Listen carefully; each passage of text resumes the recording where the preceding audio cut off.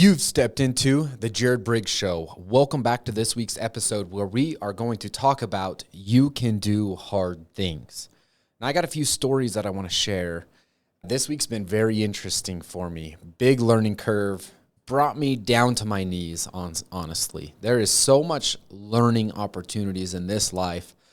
And I just want to share with you guys, I'm sure I'm not the only one. I'm sure maybe this has happened multiple times in your life. Maybe you're going through it right now. Maybe it's going to come up in the future where you're going to be tried and tested. You're going to feel like you have mountains to climb and you wonder if you're tough enough. You wonder if you're strong enough.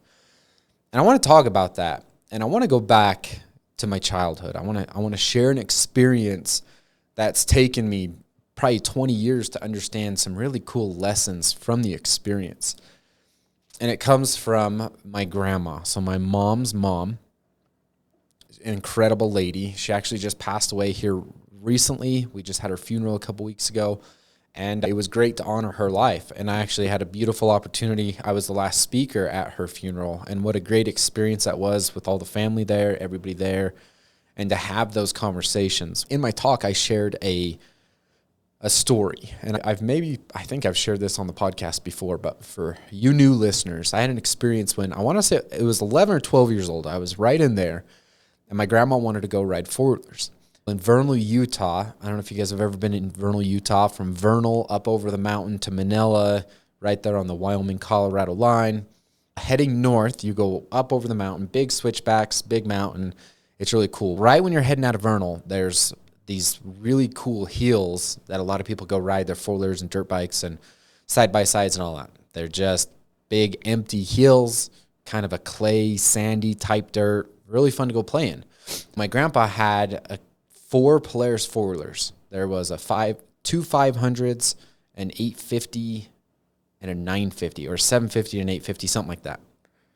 Red one, blue one, two silver ones. They were super fun. So when I was young, we would all go as a family and ride them all the time. So my grandma wanted to go. I'd spent a lot of time on a four-wheeler, knew how to drive one really well. So I was like, great, Grandma, let's go. So go to Grandpa's house, grab the trailer, two four-wheelers on it, and we take off. And we go to these hills, which wasn't far from her house or his house, and I unloaded them. It was a trailer where the side gate, and you just drive them off sideways. So it was one of those trailers, and we went for a great ride. I bet we rode 10, 15 miles, drive around. It was a lot of fun. We had a really good time. I was on my own four-wheeler. Grandma was on her own four-wheeler. When we get back to the vehicle and go to load them up, Grandma wants to load them. And it's pretty steep. The ramp up to the trailer is pretty steep because the tires are underneath the trailer. It's those little tires underneath the trailer, which causes it to lift up pretty high. And she was on the red four-wheeler. And she goes to go up it, makes it to the top right when it crowns over, and then she lets off the gas. The back tires are still on the ramp, and so it starts to roll back. And she just hammers the gas, and it causes the four-wheeler to do a full wheelie, and it flips over up on top of her and lands right on her, and the gas tank hits her right in the face. I don't remember this, but she wrote in a letter that I yelled, "Grandma." And next thing you know, I ran over to her, and with adrenaline, 100%, I'm 11, 12 years old at this time, 100% with adrenaline, I tipped the four-wheeler off of her and helped her get up, and she got on her hands and knees, and she was bleeding real bad from her face. Like, it did a number. So then I'm freaking out, right? I got to jack the trailer off or leave the four-wheeler. I just don't know. And she's like, just take the four-wheeler off. So I go. The jack we were in kind of a hole where the jack went down and it wouldn't pick it up off of. And she's like, you got to drive me to the hospital. It was a pretty good drive, a couple miles. And I was like, Grandma, I can't. I'm 11 or 12 or whatever, right? So I helped her, but she drove to the hospital, went to the emergency room, and got her taken care of. She was fine. They had to do some stuff and get her all sewed back up and stitched up, but she was fine. And she talked about that all the time. I remember in that moment, I didn't cry at all. I got her taken care of, got her to the hospital, got her checked in, and then I'm just standing out in the lobby in the emergency room, right in the front spot by myself.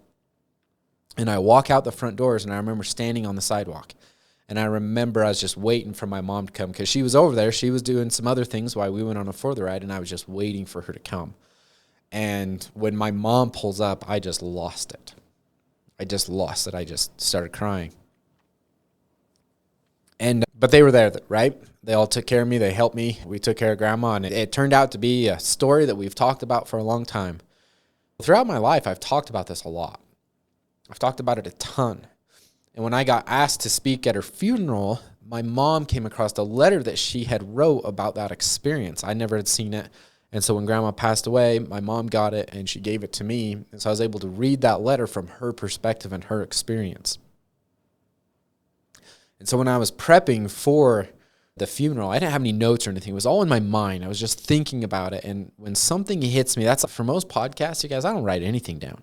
I just think about it. Literally, after this one's published today, I'm going to start thinking about the next one. And I'll put notes in my phone and stuff. But I was just thinking, and once it hits me, it hits me. And so I just kept doing this, and I just kept thinking about how could I honor my grandma? How could I really share who she truly was? And I started thinking about that experience of the fuller. And that was a pretty hard thing. That as an 11-year-old, that's a pretty traumatic, scary mountain, right? And as I was thinking about it, I was like, wow, do you know what I learned from that experience? I can do hard things. I'm capable of performing in a way to take care of other people, to my adrenaline to kick in and help lift a heavy object. Adrenaline is amazing. My grandpa went and weighed that fuller afterwards, and there's no way an 11, 12-year-old kid should be able to even budge it, let alone pick it up. Adrenaline's a powerful thing. We are infinite human beings. We have capabilities that we have zero clue about. We have so much greatness inside of us. And I share this experience because I truly believe everybody has these capabilities. I truly believe everybody is built to live a good life, that you are capable of going through the hard things and the struggles and the mountains that you have to climb. Once you get to the top, the view is going to be beautiful. I seen a little poster thing as I was taking my daughter into her little preschool thing today. And I'd never seen this before. I've walked in there, I don't even know how many times. 2 times every week for a long time. And it said on there, the most beautiful views come from the hardest climbs. And that hit me because of the stuff that I've been going through this week, thinking about this podcast and all of the things that I'm working through right now. I was like, holy crap, it's so true. Because I've experienced so many things where in the moment, it just tears me up. And I'm emotional and frustrated or mad or scared or disappointed or angry or whatever the emotions are that I feel and that you feel. But once you get through it and you get to the top, or you succeed or you learn or whatever it is, and you look back, you're like, oh, that wasn't that bad. But in the moment, it was flipping hard. And if you've ever climbed a true mountain, gone on a hike and climbed a true mountain, and you're like, in the moment, you're like, this sucks. Why are we doing this? And then you get to the top and you see the view and you're like, oh my gosh, this is incredible. I can't wait to do it again. Let's climb another one. You are strong enough. You are put here on the earth for a specific reason and for a purpose. And it's your job to go find that. It's your job to exercise faith. It's your job to take action and to work towards it and constantly push yourself and grow yourself. And God will help us along the way. And God has a path for all of us. And if you have that burning dream and desire inside of you, that's given to you for a reason. Because you are strong enough and capable of achieving that. I just had an experience this week where a team member that joined earlier this year, it didn't work out. And that's all right. But it's frustrating at the same time. I hired for a purpose so I could buy back some of my time and grow the company and do a bunch of different things. And I learned a lot of things from it where I need to get better. There's a massive responsibility that I got to take from it. But at the same time, everybody has their own agency as well. And working with that and finding the right team members, it's a real thing. But I've learned from this, and in the moment, this all broke free yesterday morning, right when I got to the office. Yesterday, I was panicking. I was scared. I was frustrated. I was angry. I was emotional. I just wanted to cry. I felt empty. I felt alone. I felt like a failure. I felt like I'd let everybody down. I felt all of those things. But then at the end of the day, after talking to a few people, I called my mom. I just needed somebody to chat with, talked with my wife, talked with my other team members, and was just like, you know what? There's a lot of lessons we can learn from this. Let's learn, let's progress, let's grow. And from all of that, I felt peace at the same time because I'm like, you know what? I need to be true to myself. No matter what everybody else is saying, no matter the stories that are told, no matter what is going on. I had somebody influential in my life tell me back in 2013, honesty is the answer 100% of the time. And that quote comes to my mind, I would say weekly, especially in the industry that I'm in. There's so much lying and cheating with just so many different organizations. And I always just say, honesty is the answer 100% of the time. What can we do as an office to be 100% honest with our clients, 100% honest with ourselves, and honest with what it is that we're doing? And what goes around comes around. It will all map out.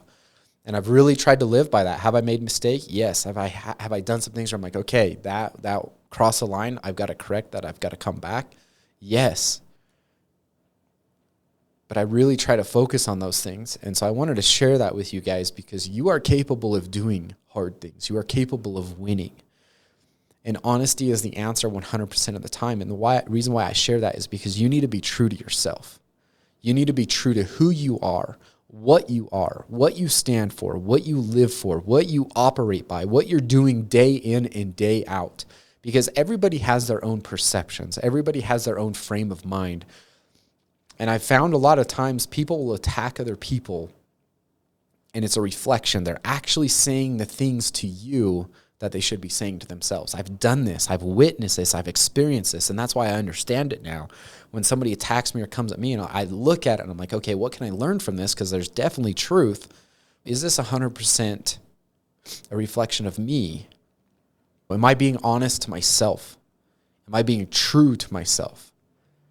And if you can lay your head down at night and answer that honestly, and Phil, you know what? If I stood before God right now and gave a report of this situation, of my day, of my life, how would I feel about it? And if you can feel honest about those things, let everything else go. Let everything else go and stay true to yourself and realize that you are capable of getting through those hard times, getting through those challenges, getting through those struggles, because there's lessons along the way. I've learned now when I hit moments like this currently, I say, what can I learn from this? And I start looking at it from a different angle. I even journal about it. And I'm like, what can I learn from this? What are the lessons? What are the teachings? What are the things that I need to correct and change and work on and develop within myself? Because there's a lot of good and a lot of bad and a lot of negative and a lot of everything in all of those. And I want to pull out the good, learn from the bad, and progress and move forward. And you hope that other people see that. You hope other people see every side. You hope everybody will seek out truth for themselves and honesty. And that's the goal, and that's what we have to stay true to. So I wanted to share that experience with my grandma because that taught me we can do hard things. And I shared it in the funeral where I'm like, you know what, guys, this was a great lesson for me, but I want to share it with all of you. I feel like my grandma would want everybody to know because she was incredible. She was so good at seeing the good in people and loving everybody and caring for them. I believe that she believes everybody is capable of doing good things and being a good person and following Jesus Christ and being a good example. I truly believe that. So I wanted to share that with you guys. And honesty is the answer 100% of the time, and you are capable of everything that you are going through. You are stronger than it. So that was my message for you guys today. I hope you have a wonderful day. Thank you for listening. Thank you for watching. We'll catch you next week. Be the master of your life.